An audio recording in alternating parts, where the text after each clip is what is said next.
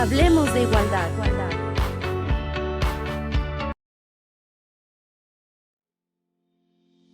Buenos días, buenas tardes, buenas noches, donde quiera que nos estén viendo. Bienvenidos a este programa Hablemos de Igualdad del Instituto Estatal de las Mujeres. Agradecemos a Canal 28, a TV y Radio Nuevo León por este espacio que nos dan para platicar con dos expertas de temas muy interesantes como es el trauma vicario y el burnout. Vamos a hablar con la doctora Elizabeth Aguilar. Ella es terapeuta familiar, docente, capacitadora, investigadora y directora del Centro de Investigación Familiar AC. Bienvenida, doctora. Gracias por la invitación, gracias por permitirme estar aquí. Y vamos a hablar también con la psicóloga Alejandra Dávila Batista. Ella es psicóloga en atención y contención en el Instituto Estatal de la Mujer en nuestro estado de Nuevo León. Gracias por estar aquí. Muchas gracias por la invitación. Vamos a hablar de estos dos temas, no sé si ya los han escuchado, burnout y el trauma vicario, que a veces se pudiera confundir y pensar que son lo mismo, pero son dos cosas diferentes. ¿Es así? Así es. ¿Cuál es la diferencia entre uno y otro? Bueno, el burnout pues tiene que ver con el exceso de trabajo, el exceso de exposición a cierto tipo de temáticas o atender a cierto tipo de personas o con cierta problemática específica. Y el trauma vicario, bueno, es el haber empatizado con las emociones o con la circunstancia que está viviendo una persona o que haya vivido anteriormente y que la ha relatado, que tiene que ver con una experiencia traumática. ¿Sí? Esa es la diferencia. Una es la exposición y la otra son los síntomas derivados de. A ver, entonces el burnout está relacionado con la profesión, con el trabajo de una persona. Exactamente. Es lo que te resulta el trabajar ciertos temas o atender a cierto tipo de personas. Por ejemplo, ¿quiénes son los que están expuestos a esto? ¿Qué profesiones, qué áreas de trabajo son las que están expuestas? Temas delicados. Los primeros y las primeras que estamos expuestos somos terapeutas, psicólogos, psicólogas, terapeutas familiares, terapeutas de pareja, aquellos que estén escuchando cotidianamente pues temas difíciles, yo diría a veces historias de terror, particularmente quienes atienden a víctimas de experiencias traumáticas. Pueden ser, el segundo área sería, por ejemplo, agentes del Ministerio Público, que tienen que escuchar la historia completa, jueces penales, que tienen que leer, no importa que no estés frente a la víctima. Como tenemos esta gran capacidad, nuestro cerebro, esta gran capacidad de imaginarnos, de visualizar lo que el otro nos está contando, entonces nuestro cuerpo, ojo, aquí es lo más importante, empieza a reaccionar fisiológicamente como si estuviera viviendo la experiencia, y ahí es donde empieza lo del tema del trauma vicario. Lo que se diría como vivirlo en carne propia, aunque lo estés leyendo. Aunque lo esté leyendo, aunque lo esté escuchando, aunque lo esté en otra persona, o el hecho de recordarlo. Es como la parte de contención que necesitan los psicólogos. La parte de contención se requiere justamente para que puedan hablar, porque por definición hablar es terapéutico. Y ya si hablan en un contexto clínico, pues creo que les iría muchísimo mejor. ¿Y el trauma vicario? ¿Qué podemos aclarar o especificar de la diferencia de uno y otro con el trauma vicario? El trauma vicario, licenciada, tiene mucho que ver exactamente con la escucha continua, ¿sí?, de personas que han sufrido eventos muy traumatizantes. Estamos constantemente escuchándolo. Y a diferencia un poquito del burnout, el trauma vicario o la sintomatología vicaria es en un solo impacto, ¿sí? En burnout va gradual, va conforme los años, pero el síndrome vicario puedes tú tener a partir de una historia que te impactó bastante, ¿sí?, desarrollar esta sintomatología, que ya puede ser cuestiones corporales, emocionales, conductuales e incluso cognitivos. Esa es la diferencia entre el burnout y el vicario. ¿Y quiénes están expuestos al trauma vicario? Trauma vicario exactamente seguimos siendo los que atendemos a víctimas de primera mano o de primera línea, que son los psicólogos, pueden ser abogados también, o cualquier personal que se dedique a la atención de personas que han sufrido eventos muy traumáticos en su vida. Es la escucha continua de esas historias. Ajá. también pudieran ser los médicos, las Médicos, enfermeras.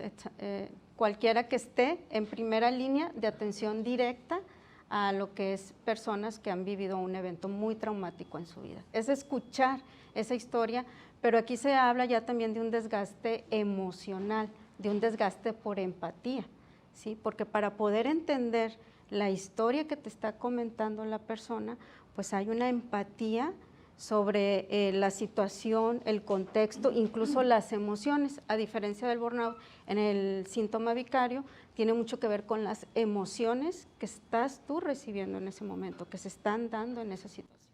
Entonces, a ver, vamos a diferenciar, ¿sí? Y ahorita hablamos de una manera más específica de uno separado con el otro para no confundirnos, ¿sí? Así es. Entonces, el burnout es derivado del trabajo, la constante escucha, Repetición. repetición de eventos traumáticos, ¿sí? O difíciles. Difíciles, o no es necesariamente traumático, sino un exceso de trabajo. Ese es el burnout, el exceso de trabajo, ¿sí? El saturarse de las situaciones que estamos atendiendo. Así es. Mientras el trauma vicario es por la empatía que sentimos por estos temas, en estos temas específicos de situaciones muy traumáticas que vivió la otra persona. O sea, estamos en la escucha. Pero no precisamente por un tema laboral, como en el burnout. Aquí podría ser, por ejemplo, las cuidadoras, ¿sí? Una mamá, un familiar que tenga un familiar, una persona con algún tipo de discapacidad y que tengas que estar en el cuidado constante, esto es un desgaste emocional porque estás viviéndolo. Claro, también es conocido como el síndrome del cuidador agotado, ¿sí? Porque lo estás escuchando constantemente, lo estás ¿Y cuáles son los síntomas de ese cuidador agotado? Puede ser desde físico, que son somatizaciones, dolores de cabeza, dolor de garganta, puede salir erupciones en el cuerpo, ¿sí? Puede ser emocionales, estar irritable, estar fatigado constantemente, no tener como esta escucha activa en el momento. Si hablamos también, por ejemplo, cognitivos, que es muy importante, hay lapsus mentales, hay pérdida de memoria, incluso hay quienes llegan a tener problemas para ya comunicarse de manera congruente y coherente, porque hay un cansancio, hay un desgaste de esta situación. Para nuestras amigas y amigos que nos escuchan, somatizar es lo que estamos sintiendo, pensando que se refleje físicamente en nuestro cuerpo. Es decir, como por ejemplo cuando te asustas por algo y luego tenemos una reacción estomacal, por ejemplo, un dolor físico, lo somatizamos, hacemos físico, traducimos a lo físico ese sentimiento. ¿Es correcto? Puede ser incluso hasta mareos por el impacto de la situación que estamos escuchando. Esa es la somatización. La somatización. Y muchas veces lo hemos sentido, por ejemplo, pueden ser también reacciones físicas, por ejemplo, el enrojecernos, el llorar, el sentir dolor de estómago por una situación que te angustia, eso es somatizar. Cuando físicamente llevamos estos sentimientos, los reflejamos de una manera física. Así es. ¿Es correcto? Así es. Entonces, siguiendo con este tema que es muy interesante, porque ¿cuántas veces no vemos en nuestras casas a personas, verdad, que están expuestas continuamente a estar escuchando a personas con dolor o a personas que tenemos que cuidar? Y esta empatía, reflejo de emociones que se da en nuestro propio cuerpo, te lleva a tener síntomas que sufren el mismo desgaste que el enfermo o quien estamos escuchando. Aquí habría que diferenciar un poco, porque el trauma vicario tiene que ver con el hecho de experimentar las mismas emociones, cognitiva, física y emocionalmente, las mismas, valga la redundancia, que la persona que nos narró algo. De hecho, en una parte posterior empiezan a sentir también esos síntomas. El hecho de tener dificultades para dormir, dificultades para relacionarse con los demás, a víctimas de experiencias traumáticas como es la violencia de género. Y el maltrato infantil, sí. En esta parte me llama la atención también porque estábamos hablando de la somatización, de los síntomas, ¿verdad? Que lo reflejamos de una manera física, pero también emocional, porque cuando estamos expuestos a escuchar situaciones problemáticas, nos puede afectar para la reacción en otros momentos o para reaccionar en la atención de una persona. Regresamos, ahorita que regresamos de la pausa, continuamos con esta pregunta porque está muy interesante, porque esto lo vemos, tal vez no lo detectamos o no nos damos cuenta que estas situaciones se presentan todos los días de nuestra vida, pero ahorita nos van a quedar muy claros. No se vayan, quédense con nosotros.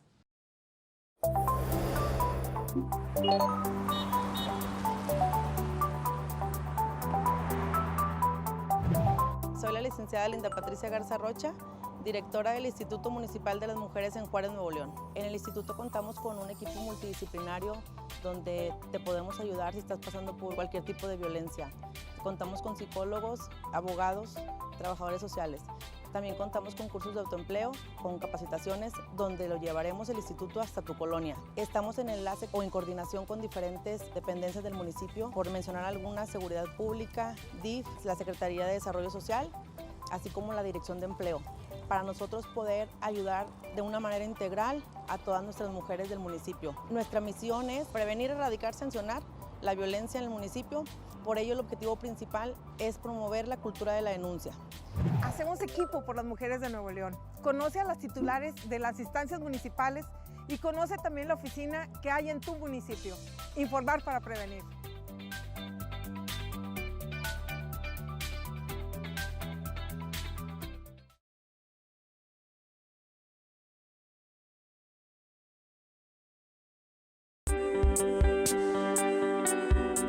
Regresamos.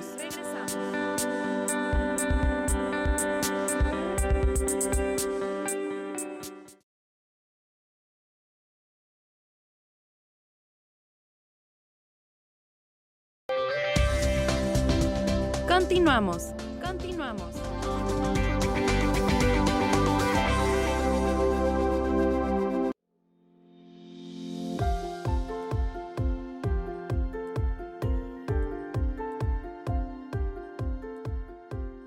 Gracias por continuar con nosotros. Estamos en un tema muy interesante como es el trauma vicario y estamos con la doctora Elizabeth Aguilar y la doctora Alejandra Dávila, que son personas especialistas en este tema del trauma vicario.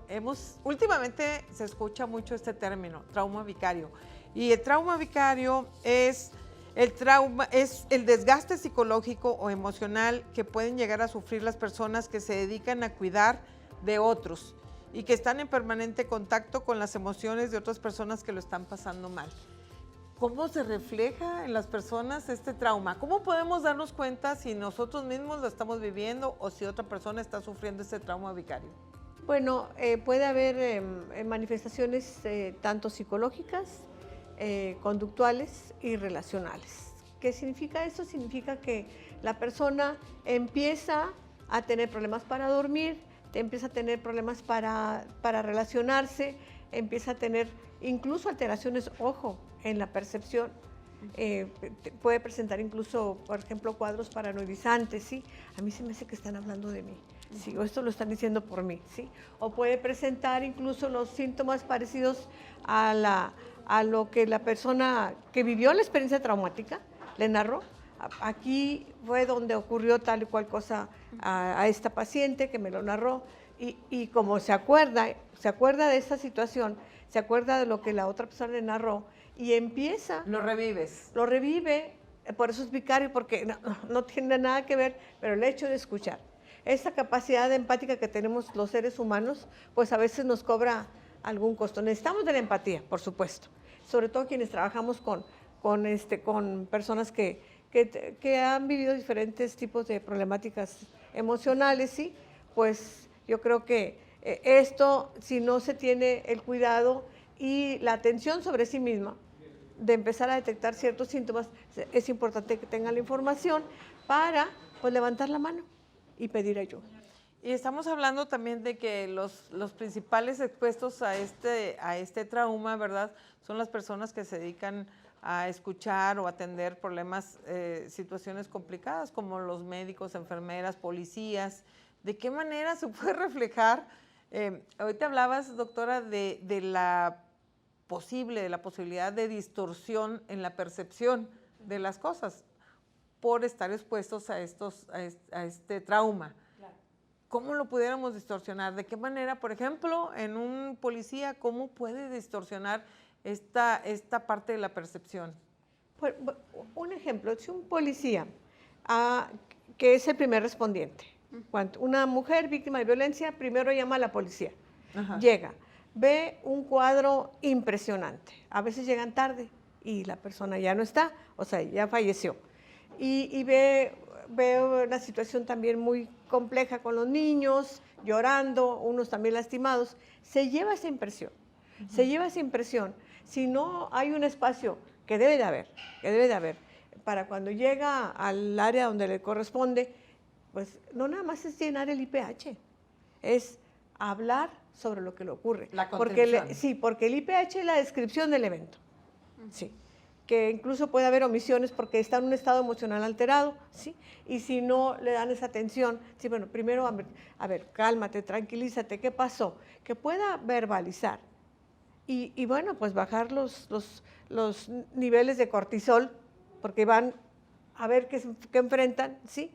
Y los niveles de adrenalina para que puedan volver a pensar, y entonces a escribir o a narrar, ¿sí? Necesitan un espacio de contención, ¿sí? Para poder seguir adelante. Si no se les da, bueno, llegan, solamente se les da cuando ya están muy complicados, sí. A ver, pero vámonos despacito para que nuestras amigas nos entiendan. ¿Qué es la contención? ¿Cómo se le podemos dar contención a una persona expuesta al trauma vicario? Muchas gracias. Bueno, contención aquí en el Instituto Estatal de las Mujeres se les por brinda, ejemplo, sí. Estamos hablando de policías que están expuestos a situaciones e impresiones como las que mencionó la doctora Elizabeth, pero el Instituto Estatal de las Mujeres, que atiende a mujeres víctimas de violencia, nuestras psicólogas, nuestros abogados, trabajadoras sociales, son personal expuesto a este trauma vicario, ¿sí? Y aquí la doctora, pues es una profesional que nos da contención al personal del instituto. Primero vamos a hablar, ¿qué es la contención? La contención, pues exactamente como su nombre lo refiere, es este espacio en el cual se le permite al profesional, ya sea el abogado, la psicóloga, el trabajador social, que se le permita tener para exponer, ¿sí?, lo que es la situación o las emociones que surgieron a través de la atención constante y directa de la escucha de las víctimas. Entonces es este espacio psicoemocional que se le permite para poder tener una reflexión profunda. Vendría a ser como el psicólogo de los psicólogos, ¿sí? Sí. Como vas cargando y escuchas tantos casos, tantas situaciones, los vas cargando y llega un momento en que te saturas y necesitas vaciar ese balde. Y lo vaciamos a través de la contención con el psicólogo de los psicólogos. Y no nada más de los psicólogos, ese es un ejemplo, pero de las personas que están expuestas a esta atención constante de los temas difíciles, angustiosos. ¿Así es? Así es, licenciada. Tiene mucho que ver y efectivamente que aquí en el instituto se brinde este espacio porque mantiene la salud mental de los profesionistas y las profesionistas que estamos aquí. Para poder seguir siendo objetivos y que nuestro pensamiento no se influencie, no se sesgue, no distorsionemos la percepción de lo que estamos escuchando. Y podamos hacer una atención de calidad y con calidez a las personas que vienen solicitando la atención. Y que puedas estar en condiciones de poder seguir brindando ayuda.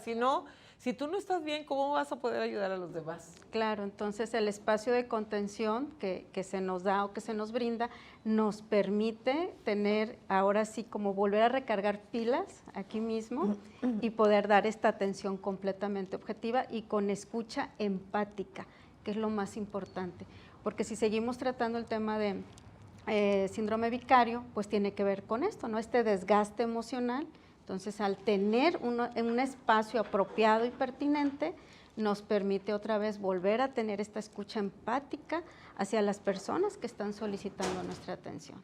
Y estamos hablando de profesionales que se dedican a este tipo de atención, pero no solamente los profesionistas que trabajan en estas áreas, pueden ser cualquier persona de una familia que está expuesta a cuidar a otras personas. Claro. Así es, por ejemplo, temas tan delicados como enfermedades como el cáncer, como algún accidente muy fuerte que tuvieron los familiares, y el escuchar la historia, el contener la historia, eso lleva también al desgaste. Pero entran también las cuidadoras, ¿no? Claro. O sea, quienes, por ejemplo, tienen una persona que tiene una enfermedad y está en cama durante un X tiempo, y quien lo cuida está expuesto. Así es, ¿sí? Directamente.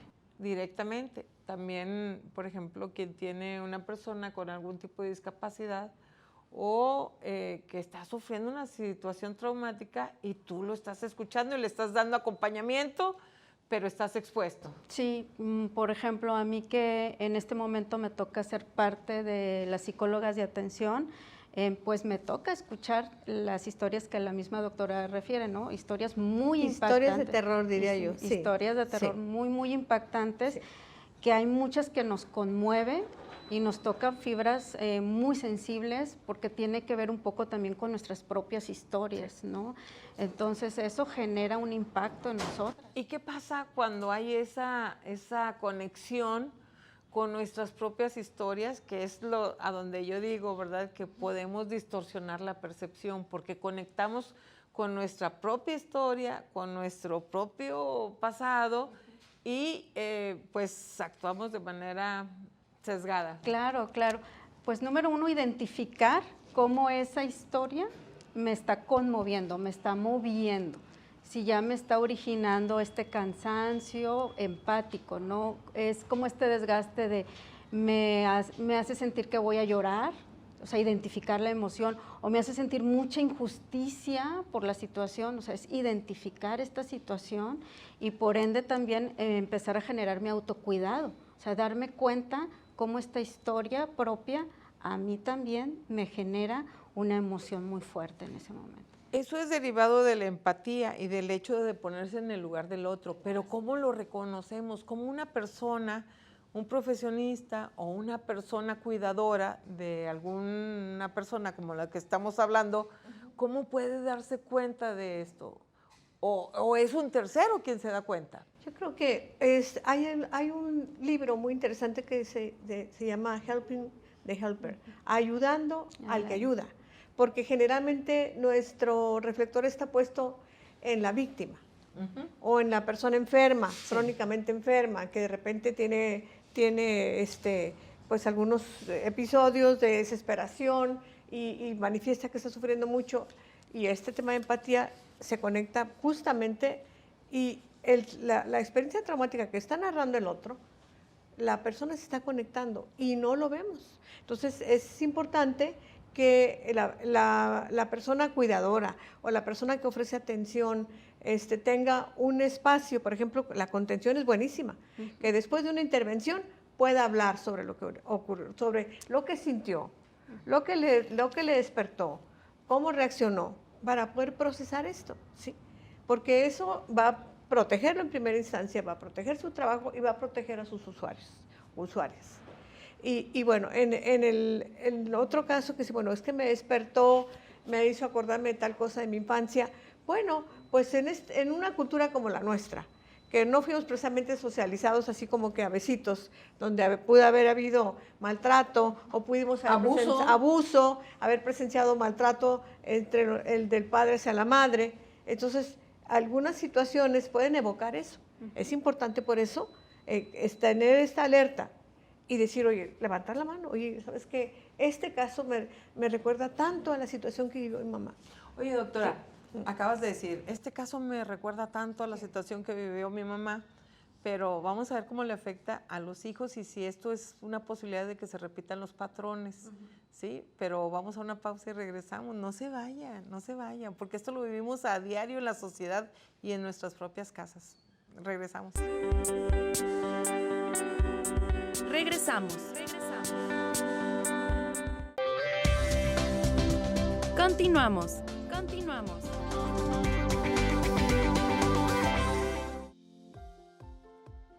Y regresamos con este programa con el tema de trauma vicario. Estamos con la doctora Elizabeth Aguilar y la doctora Alejandra Dávila hablando del trauma vicario, esta situación que se presenta y que ocasiona que nuestro cerebro experimente síntomas de angustia similares a la persona que estamos auxiliando o cuidando. Somatizamos, vivimos lo que está viviendo el otro, nos ponemos en sus zapatos y lo sufrimos de igual forma y esto nos puede afectar. Ese es el trauma vicario. Así es. ¿Sí? Así es. Ahorita mencionaste algo, doctora, que mencionaste a los hijos que son testigos de violencia que sufren su madre, ¿sí? ¿De qué forma? Bueno, ahí puede existir la posibilidad de que estén sufriendo un trauma vicario, pero a mí me llama la atención también cómo se repiten los patrones. ¿Esto es un factor que genere la repetición de patrones? Bueno, hay algunos estudios que han demostrado que los adultos que de niños sufrieron maltrato no necesariamente van a ser padres maltratadores. Lo que sí se ha demostrado, también otros estudios, es que los hombres que de niños vieron una mala relación y agresiones en la pareja parental sí repitan. Bueno, y aparte esta querida cultura en la que nosotros nos movemos, sí repitan esa forma de tratar a la pareja, de relacionarse, del manejo del poder. Sí, porque al final del día es un tema también de poder. Entonces, pero sí sería importante, solamente cuando una persona de niño sufrió maltrato severo y crónico, puede tener conductas incluso no nada más disruptivas, sí, o agresivas, puede tener conductas pues que podrían rayar, por ejemplo, en temas de homicidio, sí, en temas ya más graves, sí, más graves, no nada más estos dos niveles de conducta, sí. Y yo creo que por eso es importante que, bueno, yo sé que aquí atienden a las mujeres, poner el reflector también en los niños y en las niñas, porque a veces pensamos, no, los niños que los atienda alguien del DIF. Bueno, pues Capullos está más que rebasado. Afortunadamente ya hay cambios ahí en ese espacio, en esta administración, cosa que en la administración anterior estaba terrible, pero creo que es importante también tener un espacio de atención, terapeutas infantiles que pudieran tener una primera aproximación, o incluso hay algunos instrumentos para evaluar si los niños presentan trastorno de estrés postraumático. Lo primero es que hay que evaluar si la persona presenta, la mujer y los niños, trastorno de estrés postraumático. Hay instrumentos que son fáciles de aplicar y que en función de eso se puede determinar si requieren una intervención muy específica, muy intensa. Bueno, es la terapia por exposición narrativa, en donde se le acompaña para que narre la experiencia. No es fácil, porque narrarlo implica acordarme y a veces bloquean alguna información, pero es importante que lo hagan. A mí me gustaría que aclaráramos dos conceptos que han manejado, ambas, ¿verdad? Por ejemplo, el estrés postraumático. Vamos a decirle a nuestras invitadas, ¿verdad?, qué es el estrés postraumático y que también qué es la contención. Hemos repetido varias veces esta palabra, pero ¿qué es la contención? Vamos primero con el estrés postraumático, no sé quién de las dos quiere hablar de esto, y la contención. Bueno, el trastorno de estrés postraumático es una serie de síntomas que tienen que ver con estados emocionales alterados, estados cognitivos alterados y nuestro cuerpo también responde de manera alterada. Hay hiperventilación, la persona puede incluso sufrir taquicardia, puede haber síntomas, otro tipo de síntomas fisiológicos y que son normales, ojo, normales durante el primer mes después de haber vivido una experiencia traumática. Es esperable, es normal. Pero si esto se presenta después de cierto número de meses de haber ocurrido el evento, entonces estaremos hablando de un trastorno que está ahí en los DSMs, como digo yo, en el DSM, sí. Bueno, en un libro que hay clínico donde están todas la descripción de todos los trastornos mentales, sí. Y que incluso después de esos ciertos números de meses vuelven a presentarse los síntomas, la persona ya podría ser diagnosticada como que está sufriendo el trastorno de estrés postraumático y requiere, ojo, una intervención especializada. No requiere nada más ir con el psicólogo o la psicóloga. Se requiere un tipo de intervención que la acompañe para poder desdoblar toda la experiencia y que pueda recuperar fragmentos de memoria que están vinculados a la experiencia traumática. Es decir, que que bloqueamos ciertos tiempos, ciertas vivencias por este estrés. Así es la persona. Cuando no hemos superado alguna situación. Cuando vuelven a aparecer, por ejemplo, lo que son evitación. Evitación, la persona no quiere hablar del tema. O no quiere pasar por un lugar, exacto, o no quieres escuchar ciertas cosas, o cierta música, o cierto tema, y lo evitas. Exacto. Esa es la evitación. Exacto. Hiperalerta, que está nada más viendo si alguien entró, que es cuidando a la hora de salir, ¿sí? E imágenes intrusivas. Imágenes intrusivas es que aunque tú no quieras, vienen a tu mente la situación que viviste. Entonces, esos tipos, imágenes intrusivas, hiperalerta y evitación son los síntomas que se aparecen.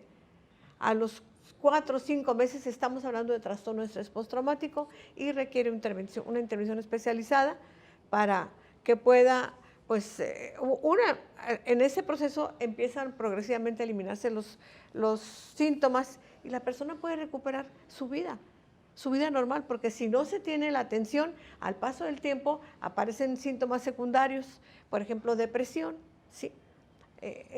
Coraje, agresión, la persona no sabe por qué está enojada con la vida, entonces se va a arrastrar. Y aparte, lo que también comentábamos, va empezando a deteriorar sus relaciones. Como no quiere salir, pues ya no socializa. Como no quiere hacer tal cosa, ya puede hasta dejar el trabajo porque le cuesta salir y trasladarse a cierto lugar. Entonces, los costos, como vemos, afectan en varias esferas de su vida. Oye, fíjate, mencionaste imágenes intrusivas. Cuando involuntariamente tenemos recuerdos, se nos vienen imágenes e incluso podemos confundir lo que traemos en la mente con la realidad, ¿es verdad? Pero esto imposibilita muchas veces el seguir con tu vida normal, con tu vida diaria, el continuar con las relaciones de familia, con tu esposa, con tus hijos, y pensamos que las personas no quieren cambiar, pero es que están sometidas a este estrés postraumático, ¿sí? Ahí donde vienen las alteraciones en la percepción también. Ajá. ¿Cuáles son las alteraciones en la percepción? ¿Cuáles pudieran ser? Y ahorita hablamos de la contención, pero vamos a continuar con esto. ¿Cuáles serían las alteraciones en la percepción? Pues tiene mucho que ver, por ejemplo, con lo que estoy observando, ¿sí? Me genera ansiedad, ¿sí? Esa es una alteración en la percepción. Otra alteración en la percepción tiene mucho que ver, por ejemplo, con la narración que me están dando en ese momento y yo no escuchar exactamente lo que me están comentando, ¿no? O sea, omitir algún pedacito de la historia o exagerar un pedacito de la historia porque ya me está generando un impacto en lo que yo estoy percibiendo y cómo lo estoy percibiendo. O a lo mejor una emoción, sobresaltarla un poquito más con esa situación. Pero a veces pensamos que esto puede ser una reacción o una actitud consciente de las personas, y no es así. No, es completamente inconsciente. De hecho, la importancia de el autocuidado de una persona que cuida a otro o del síndrome vicario es eso, darme cuenta, ¿sí? Primero, que estoy teniendo ese desgaste, que estoy teniendo situaciones donde no me permite percibir lo que realmente está ocurriendo en ese momento. Y esa alteración la podemos trasladar como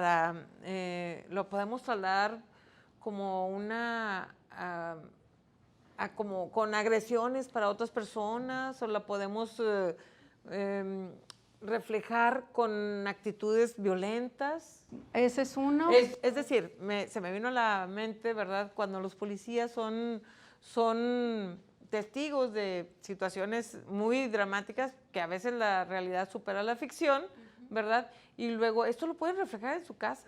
Claro. Sí, con su familia. Lo puede traspasar. lo puede traspasar y puede tener efectos negativos en su familia. Claro, ahí tendríamos que hablar de trauma complejo. La trauma complejo es la repetición o la suma de distintas experiencias traumáticas. Por ejemplo, bueno, ver repetidamente experiencias difíciles. Acudió y vio ahí una persona, yo qué sé, terrible condición. Pero también tuvo un accidente donde casi pierde la vida. O también tiene una pérdida reciente de alguien querido, ¿sí? O también sufrió maltrato durante su infancia. Entonces, le sumamos, entonces ya no es trauma vicario por el hecho de haber escuchado una narrativa de manera reiterada, sino es la sumatoria, la suma de distintas experiencias a lo largo de su vida que empieza a presentar estos síntomas de trauma complejo, que requieren un modelo de intervención, valga la redundancia, también integral y más complejo. Sí.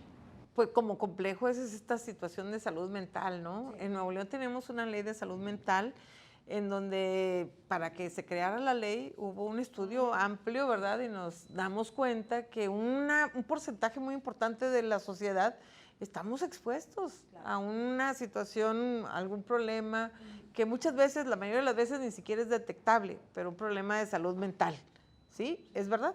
Sí, pero además, bueno, algo que nos puede, pues no sé si tranquilizarse el término, pero está demostrado que entre el 60 y 90% de la población hemos vivido alguna experiencia traumática.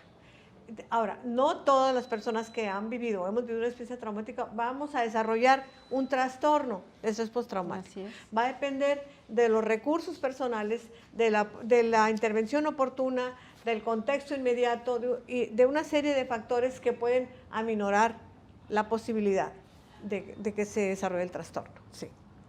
Todos los términos, los conceptos que estamos escuchando, yo quisiera que los ampliáramos. Por ejemplo, ahorita regresamos, en una pausa regresamos dijiste con los recursos personales. Es importante que las mujeres, que los hombres, todas las personas nos demos cuenta cuáles son nuestros recursos y con los cuales podemos enfrentar esta situación. Vamos a un corte, ¿sí? Estamos con la doctora Elizabeth Aguilar y con la doctora Alejandra Dávila con un tema tan importante como es el trauma vicario, que lo vemos, insisto, lo vemos todos los días, pero no lo identificamos y por eso no lo atendemos. Regresamos en un momento. Regresamos. Continuamos. Buenas tardes, regresamos a este programa tan interesante con el tema de trauma vicario en el programa Hablemos de Igualdad del Instituto Estatal de las Mujeres. Doctora, nos quedamos con los recursos personales de cada quien. ¿Cómo podemos enfrentar estas situaciones? Porque te voy a decir que aunque seas profesionista, yo soy psicóloga, pero llega un momento que te afecta tanto las situaciones y si no tienes contención o si no identificas esta parte, te afecta igual. Yo era coordinadora del Centro de Mediación de Monterrey, entonces oyes historias, ¿no? Y hubo una en particular de una mujer violentada a los 13 años, abusada, y luego llevada a una situación muy dolorosa porque a esa edad las niñas no tienen un criterio para tomar decisiones. Y a mí, en el momento de la atención, de estarlo atendiendo, pues mantenía mi actitud profesional y mi postura y el trato profesional. Pero llegaba a mi casa llorando de rabia, llorando de impotencia por la situación que yo sabía que estaba viviendo y que no puedes intervenir de primera mano.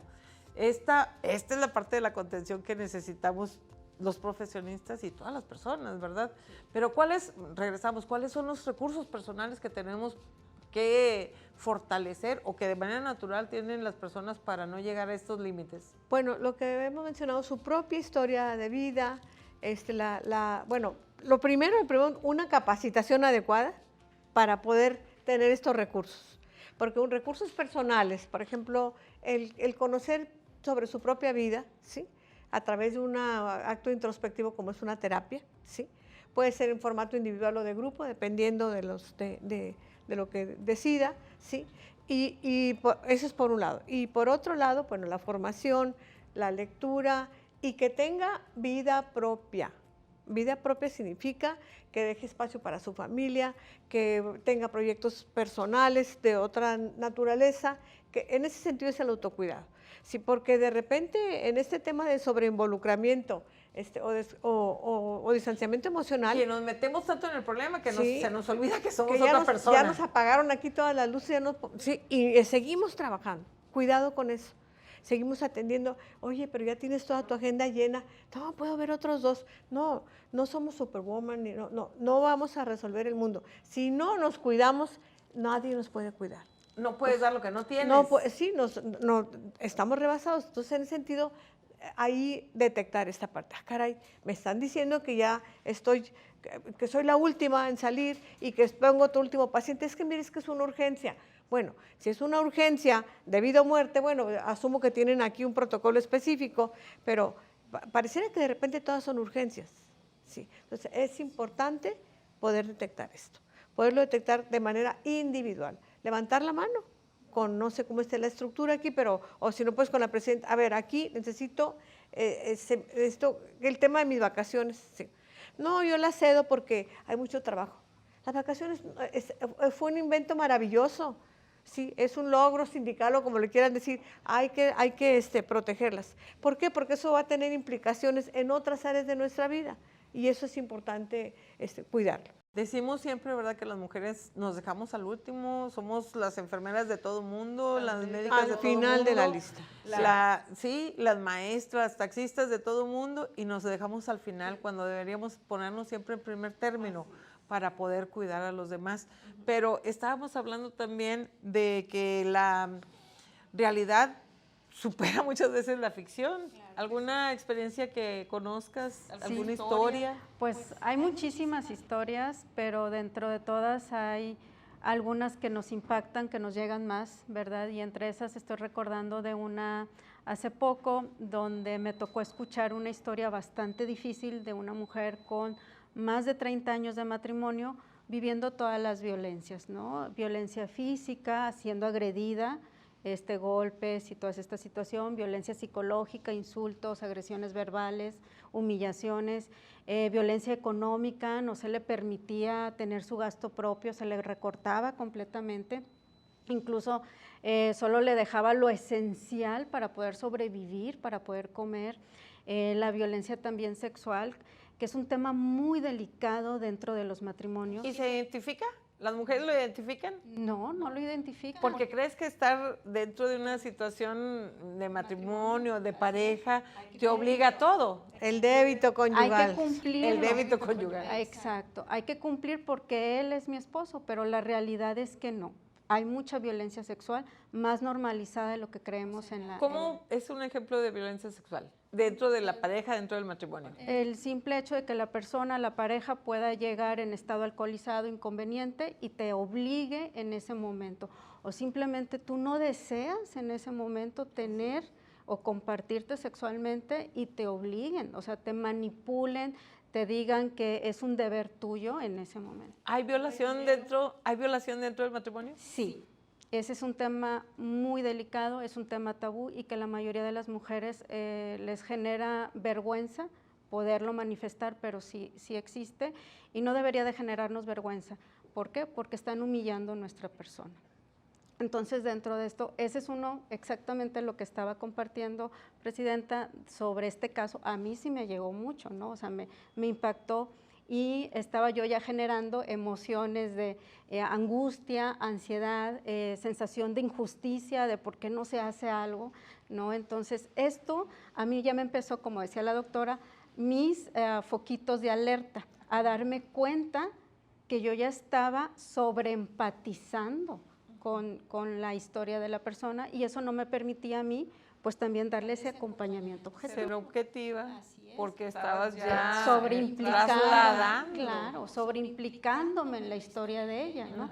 Entonces, algo muy importante como profesionales de la salud o acompañamiento a víctimas que han sufrido violencia extrema o violencia muy fuerte, es darme cuenta mis focos rojos, ¿cuáles son? Son muy particulares para cada quien, pero una de las más importantes es este desgaste que yo estoy sintiendo en ese momento o esta hipersensibilización que podemos tener de las dos, o sobreinvolucrarme, quererla rescatar de esta situación o simplemente decir es igual a los demás y entonces me separo de mis emociones. Te sensibilizas.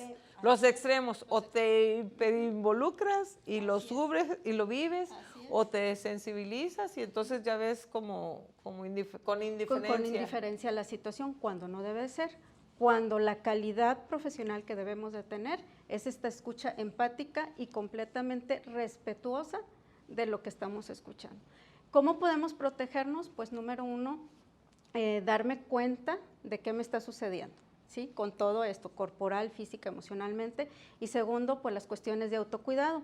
Estas cuestiones de autocuidado, pues los espacios de contención emocional que mencionábamos, que se dan aquí en el instituto. Ese es el autocuidado. Ese es los espacios de contención, atenderte tú también, atenderte tú primero para poder dar una atención objetiva. Tu espacio terapéutico, tu propia terapia, los factores personales que mencionaba la doctora, como esta cuestión de resiliencia. Hay que aprender la resiliencia, hay que desarrollar la resiliencia emocional. Platícanos qué es la resiliencia. Sí. Explíquenos qué es la resiliencia. En el síntoma vicario es diferente. La resiliencia es esta capacidad de, después de pasar una situación muy difícil o traumática, volver a recuperar mi vida. No exactamente igual, pero recuperar el sentido de vivir. La capacidad que tenemos cada persona, mayor o menor, de salir de una situación y tomar fuerzas de lo que vivido, tomamos y transformar un evento negativo en fuerzas para seguir adelante. Esos son recursos personales. Ese es el propio personal, pero en el síntoma vicario es también desde mi resiliencia, cómo puedo generar un acompañamiento objetivo, o sea, cómo puedo ayudar a la persona que se dé cuenta de lo que está sucediendo. Y también podemos tener también los otros ejercicios de autocuidado, que es alimentación sana. Número uno, eso es muy importante. Dormir bien, casi no dormimos bien.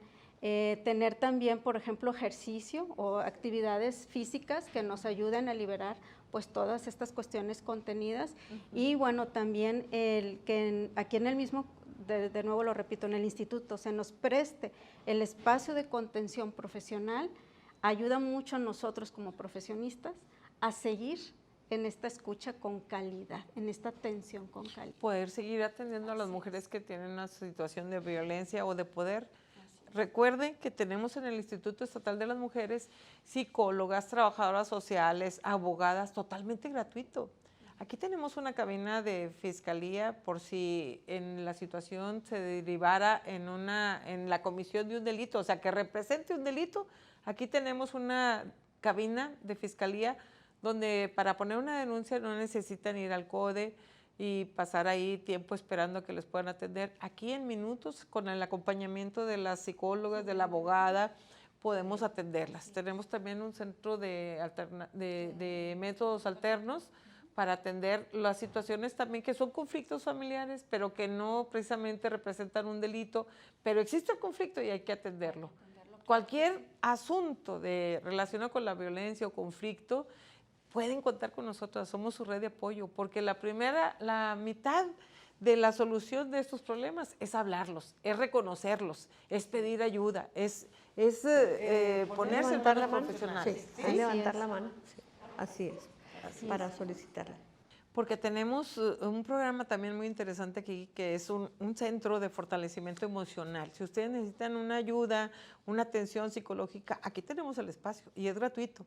Porque los derechos de las mujeres son diversos, igual que el de todas las personas: salud, educación, trabajo, derecho al esparcimiento, al empoderamiento, pero el principal derecho que tenemos es a la vida y a vivir una vida libre de violencia. Nadie tiene el derecho de violentarnos, de abusarnos, de discriminarnos, pero para reconocer estas situaciones necesitamos primero estar bien nosotras, empoderarnos y saber que reconocer si estamos siendo víctimas de alguna situación de estas. Muchas gracias por estar con nosotros, gracias por estar en este programa Hablemos de Igualdad del Instituto Estatal de las Mujeres, gracias Canal 28, gracias a Radio Nuevo León. Muchas gracias, doctora Elizabeth. Gracias por la invitación. Gracias Sí. por estar aquí y por compartirnos sus conocimientos. Gracias. Esperamos que haya sido de mucha utilidad para todas. Gracias.